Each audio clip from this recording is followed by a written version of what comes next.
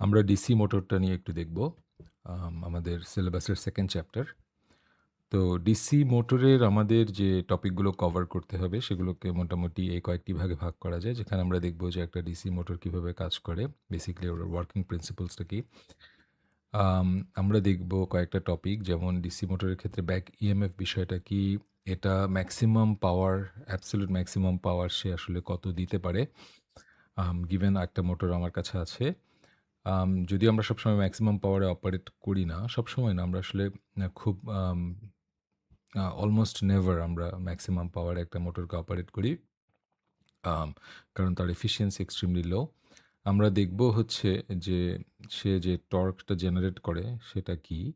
আমরা দেখব ডিফারেন্ট টাইপের মোটর। আমরা যখন জেনারেটর পড়েছি তখন আমরা দেখেছি যে আমরা জেনারেটরের ক্ষেত্রে যে আমরা দেখেছি আম আমরা সেলফ এক্সাইটেড জেনারেটরগুলা ছিল। যেখানে আমরা আমাদের যে ফিল্ড কয়েল সেটাকে আমরা আর্মেচার কয়েলের সাথে সিরিজে অথবা শান্টে কানেক্ট করেছি। তো ডিসি মোটরকেও আমরা ঠিক একইভাবে কানেক্ট করতে পারি এবং সেক্ষেত্রে তাদের যে পারফরম্যান্সটা সেটা আমরা দেখতে পারি। আমরা দেখব হচ্ছে একটা ডিসি মোটরের ক্ষেত্রে স্পিড আমি কেমনে কন্ট্রোল করব। আম ভেরি ইম্পোর্টেন্ট। আম আ আম এর মধ্যে কিছু আছে এফিশিয়েন্ট ওয়ে, কিছু আছে নট সো এফিশিয়েন্ট ওয়ে। আমরা দেখব যে ডিসি মোটরের ব্রেকিং কেমনে করতে হবে। জাস্ট সুইচ অফ করে দিলে আসলে হচ্ছে না। আমরা দেখছি যে দেখব হচ্ছে ডিসি মোটরকে আমরা কিভাবে স্টার্ট করতে পারি সেফলি। তো ১ম এ আমরা আসি হচ্ছে ওয়ার্কিং প্রিন্সিপলটাতে। তো আমি আম আমরা জানি যে একটা তারকে আমরা যখন একটা ম্যাগনেটিক ফিল্ডে রাখি, আম আমরা যদি জাস্ট এই সেকশনটার কথা চিন্তা করি, আমরা যখন একটা খোলা তারকে একটা ম্যাগনেটিক ফিল্ডে রাখি, তখন আম তখন কিছু হয় না। তখন এই ম্যাগনেটিক ফিল্ডটাও থাকবে, এই তারটাও থাকবে, there is no movement. আমরা জেনারেটরে দেখেছি যদি আমি কোনোভাবে এই তারটাকে মুভ করার ট্রাই করি এবং এখানে যদি কোনো কিছু কানেক্টেড থাকে, ধরা যাক একটা বাল্ব অথবা কিছু, তাহলে আম যেটা হয় সেটা হচ্ছে যে আমি যেহেতু একটা তারকে আমি একটা ম্যাগনেটিক কয়েলের মধ্যে দিয়ে মুভ করার চেষ্টা করছি, তখন আম ওই তারের মধ্যে দিয়ে একটা ইলেকট্রিসিটি ফ্লো করবে এবং আমরা দেখেছি যে সেটা কেন ঘটে। আমাদের আমাদের কিছু উম পুরনো থিওরি ছিল এবং আমরা দেখেছি যে আমরা এটাকে আইনস্টাইনের জেনারেল থিওরি অফ রিলেটিভিটির পার্সপেক্টিভে আমি কেমনে ব্যাখ্যা করতে পারি। এখন আমরা যদি আরেকটু উল্টোভাবে দেখি যে আমার এই ম্যাগনেটটা আছে, এই তারটা এখানে আছে। আমি যদি ইনস্টেড তারটাকে না ঘুরিয়ে আমি যদি একটা লেটস সে আমি একটা some sort of electric source দিয়ে কানেক্ট করি, তাহলে কি ঘটে? আমি যদি এখানে একটা কারেন্ট সোর্স বা একটা পাওয়ার সোর্স প্রোভাইড করি, তাহলে যেটা হয় যে সেই সোর্সটা এই তারের মধ্যে দিয়ে একটা কারেন্ট ফ্লো করানোর ট্রাই করে। একটা ম্যাগনেটিক ফিল্ড আছে, একটা তার আছে। এখন আমরা একটা কারেন্ট ফ্লো করানোর ট্রাই করছি। সো আমাদের নোন প্রিন্সিপলস গুলো, আমাদের নোন যে থিওরি গুলো, আমরা ন্যাচারাল যে ফিনোমেনা গুলোর কথা আমরা জানি, সেটা হচ্ছে একটা ম্যাগনেটিক ফিল্ডে যখন একটা তার থাকে এবং সেই তারের মধ্যে দিয়ে তুমি যখন কারেন্ট ফ্লো করানোর চেষ্টা করো, তখন এই ম্যাগনেটিক ফিল্ডটা আম আ এই তারের মধ্যে দিয়ে আম তখন যেটা হয় আসলে যে এই তারটা তার চারপাশে আমাদের পুরনো থিওরি অনুযায়ী বলে একটা তারটা তার চারপাশে একটা ম্যাগনেটিক ফিল্ড ক্রিয়েট করে।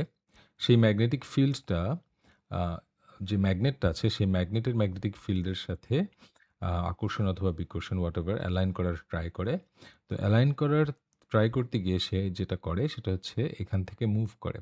এখন আমরা এটাকে এমনভাবে রেখেছি যাতে করে এটা মুভ করে শুধুমাত্র ঘুরতে পারে, সরে না যায়। তো সেক্ষেত্রে কি হয়? এই তারটা যদি কারেন্টটা এদিকে ফ্লো করে, তারটা উপরের দিকে মুভ করার ট্রাই করে এবং উল্টো দিকে এই তারটা নিচের দিকে মুভ করার ট্রাই করে।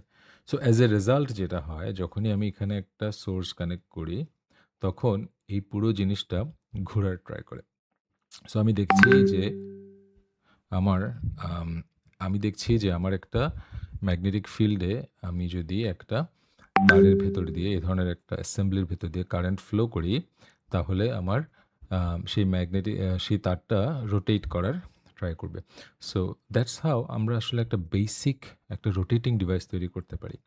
সো লাইক আমি বারবার যেটা বলেছি আরকি ক্লাসে যে আমরা যদি কখনো অ্যামাজন জঙ্গলে হারায় যায় এবং আমার যদি একটা বেসিক মোটর তৈরি করার আম প্রয়োজন পড়ে কোনো কারণে।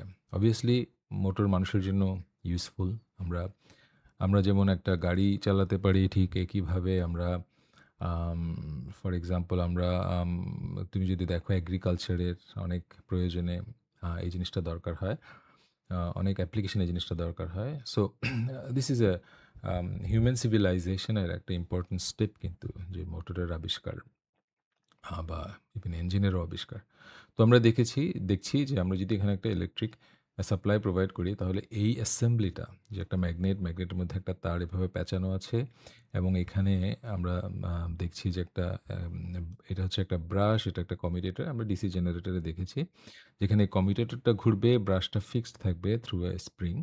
আ এবং আমার যখন এটা চেঞ্জ হবে, এটা তারটা ঘুরে যখন এক পর্যায়ে গিয়ে এখন এই কমিউটেটরটা এই ব্রাশের সাথে কানেক্ট আছে। বাট এটা যখন ঘুরবে, তখন এই কমিউটেটরটা এই ব্রাশের সাথে কানেক্ট হয়ে ডিরেকশনটা আবার উল্টে যাবে এবং ডিরেকশনটা উল্টে গেলে এই রোটেশনাল যে প্রসেসটা এটা কন্টিনিউয়াসলি হতে থাকবে। তো আমরা এই জিনিসগুলো অলরেডি দেখেছি। আমি এখানে একটু এক্সপ্লেইন করেছি যে একটা তারের মধ্যে দিয়ে যখন কারেন্ট ফ্লো করে, তখন সে যে ফোর্সটা ফিল করে সেটা কিরকম হবে। আম আ এবং আমরা যেটা করি সাধারণত যদি আমার একটা সিম্পল সেটআপ থাকে একটা ডিসি মোটরের, তখন এটা ঘুরবে। বাট আমি অলরেডি ইমাজিন করতে পারছি যে এই তারটা তার মেক্সিমাম ফোর্সটা ফিল করবে যখন সে এই ম্যাগনেটিক ফিল্ডের সবচাইতে কাছে থাকবে। বাট এই তারটা যখন উপরে থাকবে, এখানে থাকবে, ঘুরে যখন এই জায়গায় আসবে, তখন সে যে ফোর্সটা ফিল করবে সেটা হবে মিনিমাম। সো আমি যদি এইটার রোটেশনটা হাত দিয়ে ধরে আমি ফিল করার চেষ্টা করি, আমি দেখব যে এখানে একটা ভাইব্রেশন আমি ফিল করব। এখানে তার এনার্জিটা সবচাইতে বেশি থাকবে, রোটেটিং এনার্জি বা টর্ক যদি আমি বলি। এবং উপরের দিকে যখন থাকবে তার এনার্জিটা সবচাইতে কম থাকবে। সো এটা একটা মোটর হবে, বাট এটা খুব ভালো মোটর হবে না। একটা ভালো মোটরের বৈশিষ্ট্য obviously যে সেটা খুব স্মুথ হবে, সেটাতে কোনো ভাইব্রেশন থাকবে না। একটা মোটরে যদি ভাইব্রেশন থাকে তাহলে নানান রকম অসুবিধা হতে পারে। যেমন for example um obvious example হচ্ছে এটার এটার মেকানিক্যাল ওয়্যার এবং টিয়ার থাকবে। তো ধরা যাক আমি একটা সিম্পল এক্সাম্পল অলওয়েজ দেই যে আমি যদি একটা মোটর তৈরি করি যেটা ভাইব্রেশন আছে, সো এটাকে যদি আমি একটা কাপড় সেলাইয়ের মেশিনে ব্যবহার করি, তাহলে দেখা যাবে সেলাইটা আমার আঁকাবাঁকা হচ্ছে বিকজ ইট ইজ ভাইব্রেটিং। আমার যে টেবিলটা থাকবে সেই টেবিলটা কনস্ট্যান্টলি আওয়াজ করতে থাকবে। মেকানিক্যাল এনার্জি ওয়েস্ট হবে। আ নানান রকম প্রবলেম আছে। সো ইন জেনারেল আমরা চাই যে এটা স্মুথ হোক। তো স্মুথ করার জন্য আমরা যেটা করতে পারি, ইনস্টেড অফ জাস্ট 1 কয়েল আমরা মাল্টিপল কয়েলস আমরা দিতে পারি এবং মাল্টিপল কয়েলস দিলে আমার যেটা হয় যে আমার টর্কটা অর্থাৎ আমি সে যে এনার্জিটা ফিল করতেছে বা ও যে ফোর্সটা ফিল করছে সরি, সেই ফোর্সটা দেখা যায় কি একটা আম আ এই বিভিন্ন তার যেহেতু একসাথে কম্বাইন করছে, কাজেই এই রোটেশনটা অনেক স্মুথ হবে। সো আমার একটা বেসিক ডিসি মোটরকে আমি যদি সামনের দিকে এগিয়ে নিতে চাই, অর্থাৎ আরেকটু ভালো করতে চাই, তখন আমরা যেটা করব সেটা হচ্ছে একটা কয়েলের জায়গায় আমরা মাল্টিপল কয়েল আমরা দিতে পারি। মাল্টিপল কয়েল যদি থাকে সেক্ষেত্রে আমার কমিউটেটর ডিজাইনটা কীরকম হবে? So that will be one of the thing that you need to understand. এখানে আমি ২-১ টা ছোট নোট লিখেছি যে লরেন্স ফোর্স বেসিক্যালি আমরা যে আম ফ্যারাডের যে লগুলো আমরা জানি সেটার আরেকটু অ্যাডভান্সড ফর্ম হচ্ছে লরেন্স ফোর্স, যেটা ম্যাগনেটিক ফিল্ডকে কানেক্ট করেছে। হি ওয়াজ এ নোবেল উইনার। ওর জন্ম ছিল ১৮ই July which is basically my date of birth. আচ্ছা, লরেন্সের একটা ইম্পোর্টেন্ট ছিল যে সো আমরা যখন জেনারেটর পড়েছি তখন আমরা দেখেছি যে আমাদের ম্যাগনেটিজম এবং ইলেকট্রিসিটি কিভাবে থিওরি অফ রিলেটিভিটির মধ্যে কানেক্টেড। সো যদিও Einstein gets all the credit, but এই জিনিসগুলো কিন্তু একদিনে আসেনি। যে কনসেপ্ট অফ রিলেটিভিটি অর্থাৎ সময় এবং আ স্থান যে আম ২ জন মানুষ যারা একজন আরেকজনের সাপেক্ষে মুভ করছে, যাদের ফ্রেম ডিফারেন্ট, আম সেটা আসলে এর আগেও এর বিটস অফ পিসেস অনেক গ্লিম্পস ছিল। আম ফ্যারাডে বলছি, আম আম ম ম্যাক্সওয়েল, লরেন্স এবং আরো কিছু তখনকার সমসাময়িক যারা বিজ্ঞানী তারা অলরেডি কাইন্ড অফ একটা আইডিয়া করতে পারছিলেন যে আমাদের যে এক্সপেরিমেন্টগুলো, সেই এক্সপেরিমেন্টগুলো আমাদের পুরনো থিওরিতে কাজ করে না। সো আমাদেরকে সামহাউ টাইমকে ফ্লেক্সিবল এবং স্পেসকে ফ্লেক্সিবল যদি আমি করতে না পারি ম্যাথমেটিক্যালি, তাহলে আমরা অনেক এক্সপেরিমেন্টই আসলে ব্যাখ্যা করতে পারছিলাম না। Einstein gets all the credit কারণ সে আসলে এই সমস্ত থিওরিগুলোকে একত্র করতে পেরেছিল। মোটরের ক্ষেত্রে একটা ইম্পোর্টেন্ট টপিক হচ্ছে আ ব্যাক ইএমএফ। সো আমরা জানি যে একটা আমরা দেখিলাম একটু আগে দেখলাম যে আমরা যখন তারের মধ্যে দিয়ে কারেন্ট ফ্লো করে তখন এই আম তারটা এই ম্যাগনেটের আম যেহেতু এখানে একটা ম্যাগনেট আছে, একটা তার আছে, কারেন্ট আছে, সো তারটা মুভ করার ট্রাই করে। কিন্তু এখানে আরেকটা ঘটনা ঘটে যে আমরা জেনারেটর থেকে দেখেছি যে আম যখন actually not necessarily generator but আমরা জানি যে হ্যাঁ, অ্যাকচুয়ালি জেনারেটর থেকে যে যখন একটা ম্যাগনেটিক ফিল্ডে একটা কারেন্ট পরিবাহী তার না একটা ম্যাগনেটিক ফিল্ডে একটা তার মুভ করে, নট নেসেসারিলি কারেন্ট পরিবাহী। একটা ম্যাগনেটিক ফিল্ডে যখন একটা তার মুভ করে তখন সেই তারের মধ্যে দিয়ে আ আম যেহেতু একটা ম্যাগনেট আছে তার আশেপাশে তুমি একটা তার মুভ করছো।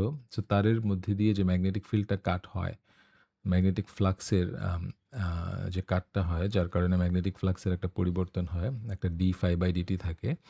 সো ওই ফিনোমেনার কারণেও কিন্তু আম আম এই তারের মধ্যে একটা ইএমএফ জেনারেট হয়। অর্থাৎ তখন এটা একটা kind of A generator action যে তোমার একটা ম্যাগনেটিক ফিল্ড আছে, ম্যাগনেটিক ফিল্ডের মধ্যে একটা তার আছে, সেই তারটা মুভ করছে। সো অবভিয়াসলি সে করবে কি?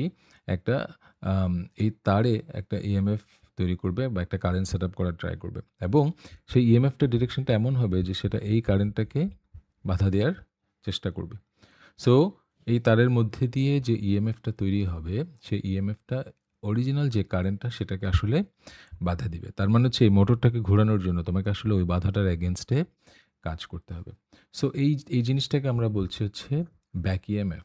অর্থাৎ আমি যখনই এখানে একটা কারেন্ট ফ্লো করে একটা মোটর ঘোরানোর চেষ্টা করছি, তখন এই ম্যাগনেটিক এই ম্যাগনেটটা এই তারের মধ্যে দিয়ে একটা উল্টো দিকে একটা ইএমএফ ক্রিয়েট করে এই কারেন্টটাকে বাধা দিবে, বাধাপ্রদান করবে। এই ব্যাক ইএমএফটা কতটুকু হবে সেটা নির্ভর করবে হচ্ছে এই তারটা কত দ্রুত মুভ করছে অথবা এই ফিল্ডটা কতটুকু স্ট্রং সেটার উপর।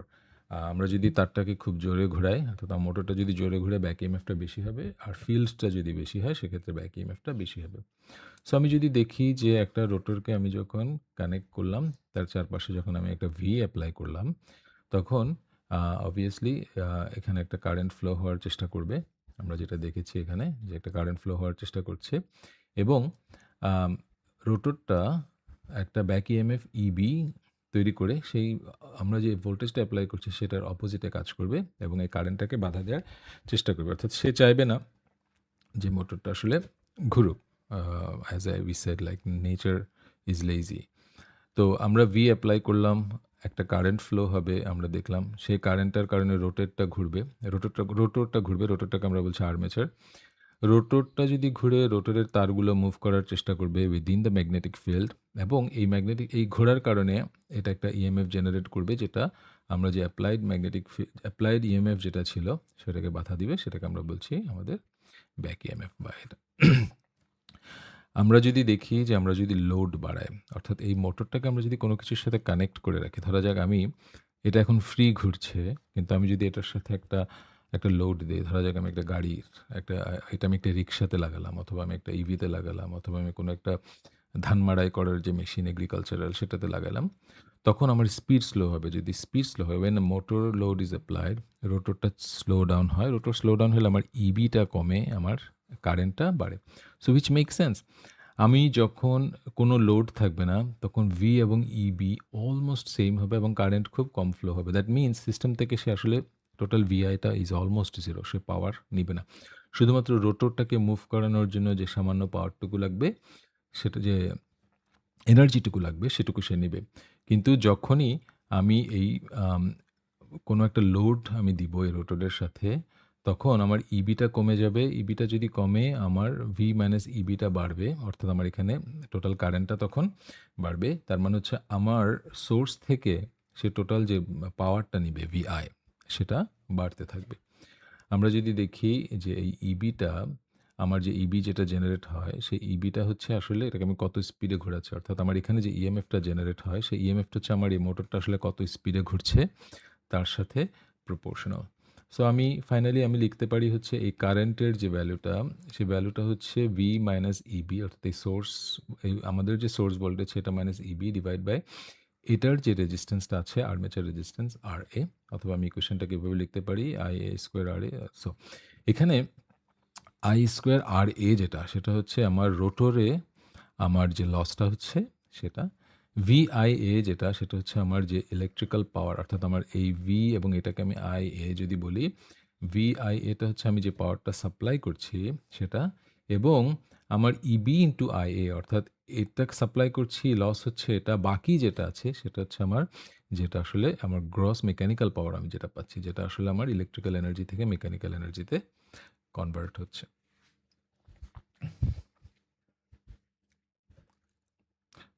আমি পরের একটা ভিডিওতে নেক্সট জিনিসগুলো কভার করব।